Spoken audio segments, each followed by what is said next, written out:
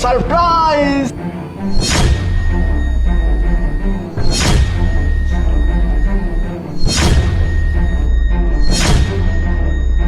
আরে ভাইয়া, এটা কোন ধরনের বেদবি?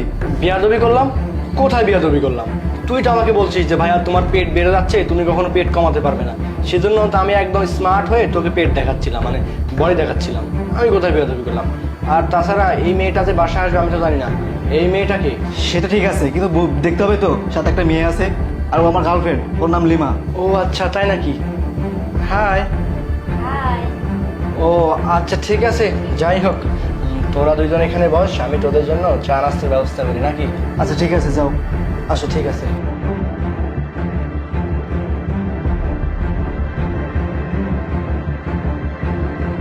আরে লিমা, তুমি কি ভাবতেছো? না তেমন কিছু না, ভাবতেছি এটাই যে তোমার ভাই একা একা চা বানাচ্ছে।